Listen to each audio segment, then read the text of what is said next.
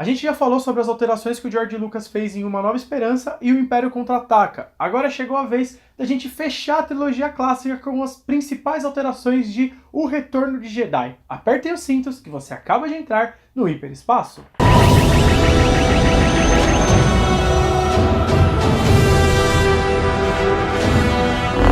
Logo no começo do filme a gente tem uma das principais cenas alteradas e também talvez uma das mais longas de toda Star Wars, que é a cena no Palácio de Jabba, onde está tocando uma música, a Laptinek, conhecida por Laptinek, que tentava se igualar numa pegada parecida com a da cantina. Nessa cena, além do George Lucas colocar diversos outros personagens músicos, ele resolveu alterar a música também. A música nova se chama Jedi Rocks. Ele basicamente é um clipe musical com os personagens cantando muito próximo da tela, que parece mais ou menos um efeito 3D, né? Ele deu a impressão de querer fazer um efeito 3D, mas na verdade o resultado ficou meio nada a ver, né? Mas como a gente sabe, o George Lucas ele estava fascinado por isso e não tinha muito o que fazer, então dá uma olhada aí na comparação, como fica.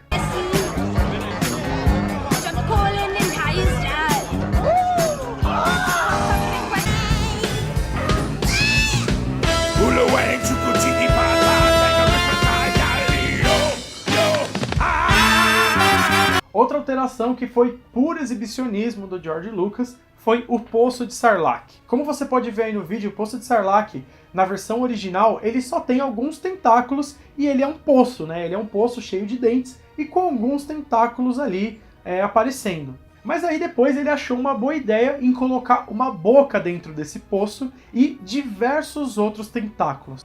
Só que o problema é que essa tecnologia ela ficou tão datada que essa inserção em específico acabou ficando um pouco tosco, porque antes o poço ele parecia real, aos olhos do público ele parecia ser um pouco ameaçador, e quando você assiste o filme com a alteração digital ele acaba ficando um pouco tosco, vamos dizer assim, ele acaba ficando muito superficial do que a gente estava acostumado a ver na versão original. E uma alteração que eu achei bem legal, que foi incluída, particularmente eu achei legal, é que quando o Império cai, existe uma comemoração nos céus de Endor, onde tem fogos de artifício, comemorações e outras coisas. Só que nas versões remasterizadas ele resolveu colocar algumas cenas adicionais. Como a trilogia prequel estava no seu auge e a gente já tinha identidade visual de diversos planetas, ele resolveu colocar a comemoração desses planetas que apareciam nas prequels também nos filmes clássicos. Então a gente tem as comemorações em Naboo, a gente tem as comemorações em Tatooine, em Coruscant e na Cidade das Nuvens.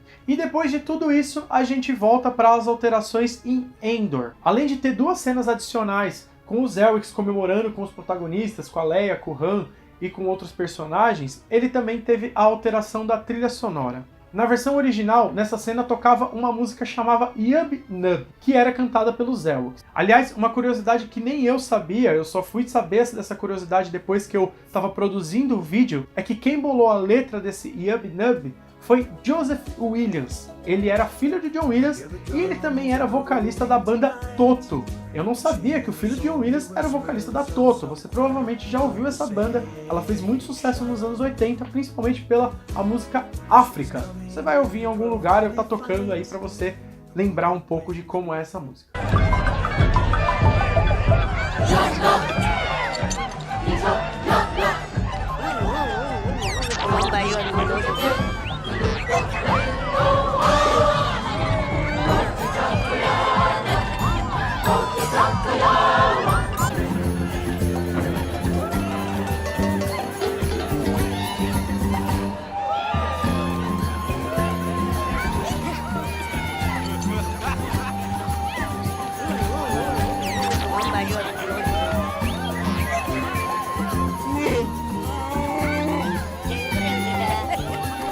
Mas dentre todas essas alterações, teve duas em específico que irritaram profundamente os fãs. A primeira foi a adição do som do Darth Vader gritando antes dele salvar o Luke contra o Imperador.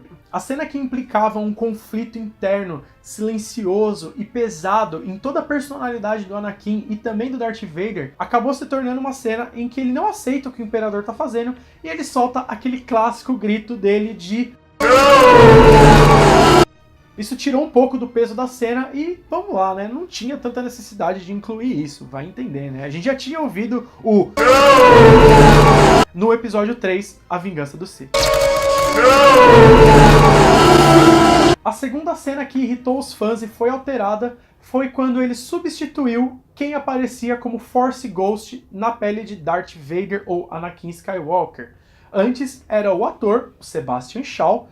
Tá bom que a gente sabe que a aparição do Darth Vader num completo é uma sacanagem com todos os atores. O George Lucas parece não se importar muito com isso, porque antes era o David Prowse e o David Prowse não apareceu, e aí depois foi o Sebastian Shaw, e na versão remasterizada o Sebastian Shaw foi substituído pelo Hayden Christensen, e isso deixou os fãs completamente irritados, até por conta do fato deles não gostarem do Hayden Christensen como Anakin Skywalker.